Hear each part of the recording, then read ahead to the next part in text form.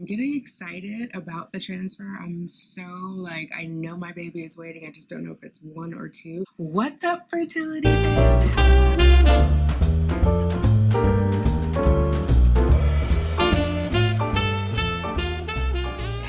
Let's get these babies, ladies. To make those rainbows in my mind when I think. What's up, fertility fam? How are you? Today is Sunday. It is the 28th of February. It's the last day of Black History Month. What did you do to celebrate? Let me know down below. Oh, thank you all for your well wishes and support and love. And I know I still owe you 2 videos, but I know that you also understand that I needed some time off. Even though I said I was going to get those 2 recorded, I was like, you know what? I'm going to rest. And so that's what I did. And now here I am without either of those videos. But I knew you guys wanted to know this and I wanted to talk to you. So that's why I'm doing this. And the plan is to post it tonight and do a premiere so I can get your thoughts in real time. Okay, tomorrow I have an appointment with Dr. McConnell. Well, first, I'm sure you guys are all wondering, did I have cycle day 1 yet? I have not.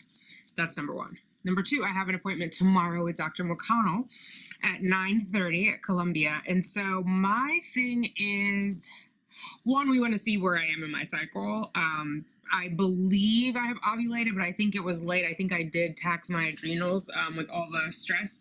But I have a nice little pimple, and Teami, I have sore nipples. So I'm pretty sure I've got progesterone pacing through my body. Or pulsing through my body.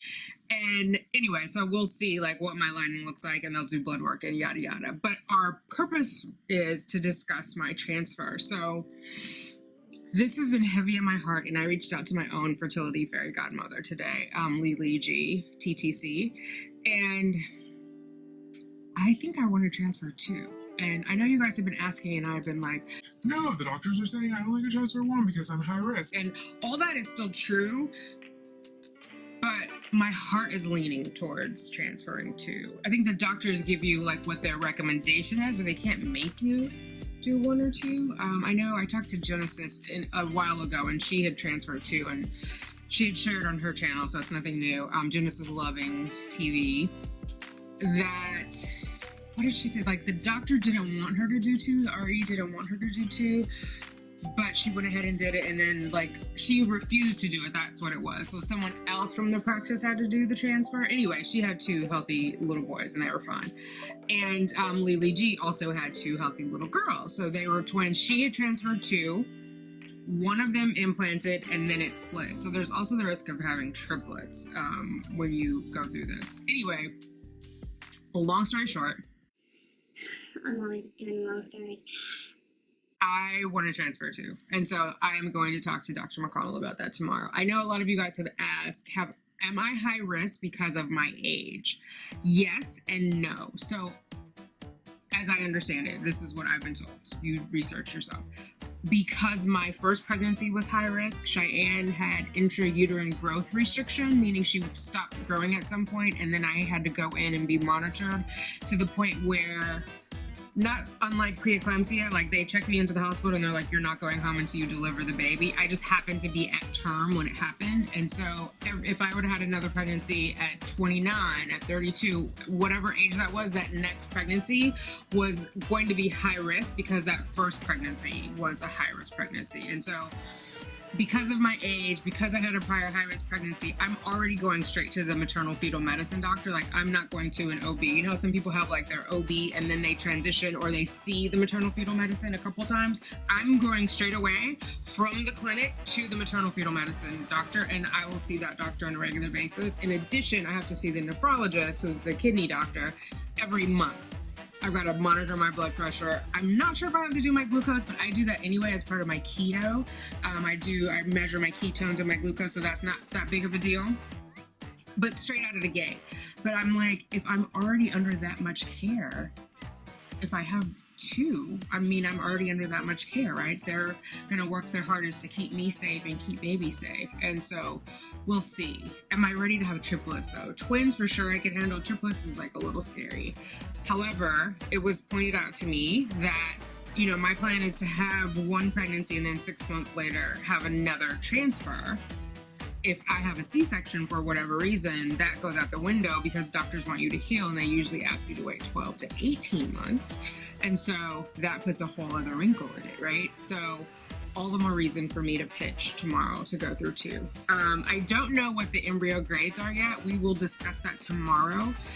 I don't know that it really matters. Like for me, I don't care, but I think as part of like the plan to do 1 or 2, that was what we had said before. That was, I don't remember.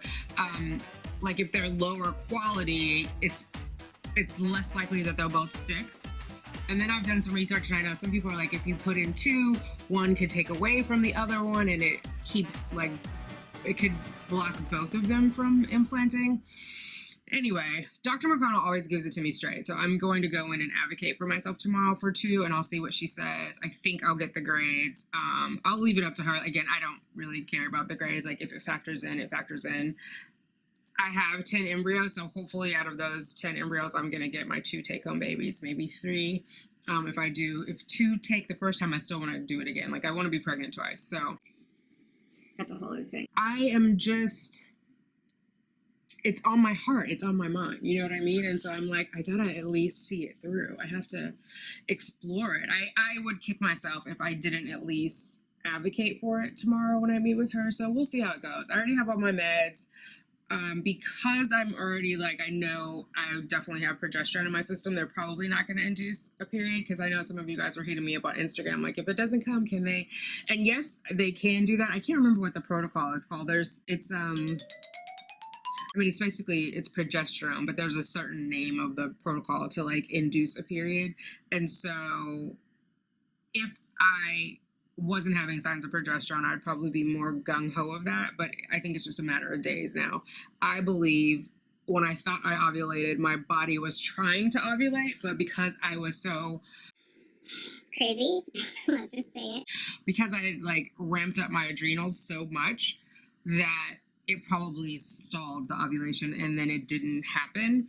But like last week, I slept so much, you guys. I didn't realize how tired I was. Like I slept, I ate really well, I exercised, I was even lifting weights, which I'm excited about. I ordered a kettlebell. It's a whole other story. I'll show you guys when it comes. But I ordered a kettlebell so I can do like the moves where you go from side to side. I got plans. But yeah, so I have just been living my best life and being like, and feeling good. I haven't done any yoga, but I'm gonna do some later online. But yeah, so I'm feeling really good. I feel like I could totally carry 2 babies physically. And so I want to advocate for that. There is a risk with the kidney, but they are going to check me. That's the biggest concern is I think a higher candidate for preeclampsia, hypertension, and pregnancy. And like I said, I have the blood pressure monitor, and I'm gonna do my best to chillax. I am going to do a lot of yoga while I'm pregnant. I am going to meditate and just take it down a notch. I've actually been taking it down a notch this last week, and it felt good. It felt so nice to be doing that. Oh, I'm rambling. I'm scared. I'm going to ask, what are your thoughts? Let me know down below. I'm kind of curious. I'm going to advocate for myself to do 2, and then we'll talk through the rest. I don't think Dr. McConnell will just tell me no. She is always a straight shooter, which I appreciate. So she will go through all the risk and the considerations for me, and then we will take it from there. So that's what's happening. That's the update. Still no cycle day 1, but I feel like it's coming. I have a giant zit somewhere over here, which usually happens like right before. So good. Yeah, the last, what is it? I feel like there's a system. Up here is the forehead zit when I'm about to ovulate, like when that luteinizing hormone ramps up, or estrogen spike, then luteinizing hormone. And then when the progesterone spikes, I feel like it's over here. So I feel like I'm at least 7 days post-ovulation. So at any rate, I would say in the next 3-4 weeks, I would be doing it, which still gets me a 2021 baby. As long as I am pregnant by April 15th, I get a 2021 baby, assuming that they don't, well, even if they come early, that's still 2021. So, and they won't let me go past 37 weeks. That's either way. So like if I have twins, I can't go past 37 weeks, but I feel like I can also biohack myself to like make sure I monitor the baby's weight, because there's like certain macros you have to do. I've been reading up on this, obviously. I'm not going to bore you guys with all the details. But I have a plan, is what I'm saying. I have a plan. I'm a little scared. I'm a little excited, but I wanted to talk to you guys and get your feedback. Let me know what you think. And yeah, wish me luck tomorrow. 9:30. I'm gonna get up early so I'm not late. If you're new here, I'm always running late. That was the old me. The new me is going to try.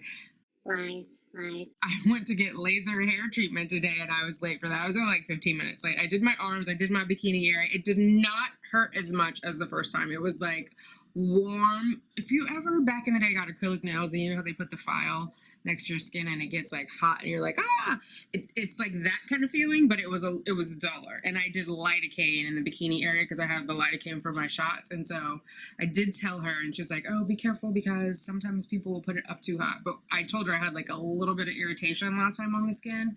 And so she took it down, the temperature down, or is it temperature? I don't know what it is. Whatever the laser measurement is, she took it down a little bit before she did it. Anyway, I'm not going to be late to my fertility treatments. I'm going to get up early. I'm going to get myself down there and be ready to go by 9:30 and have this conversation with Dr. McConnell and see where we go from there. So I'm getting excited about the transfer. I'm so I know my baby is waiting. I just don't know if it's 1 or 2. But I've been prayerful and just taking good care of myself and relaxing. And I did my bed. Can you guys see that? I finally put it all together. If you remember from the Christmas vlog, I think, somewhere in Vlogmas, I talked about getting the comforter, the cover, duvet cover and all that, and I just finally put it together. So I'm excited about that, and I put some lovely linen spray on it, and I got, can you guys see that over there? That's my pink Himalayan sea salt lamp. Did we talk about that here? For sure I talked about it on Instagram. I think I talked about it a little here. But that's that lamp.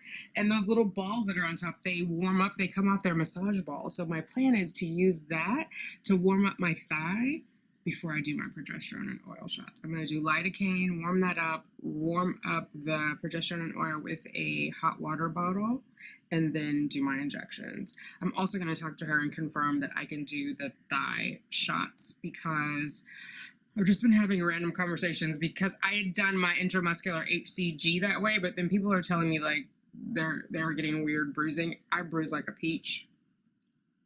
I don't know how my thighs are going to sustain that.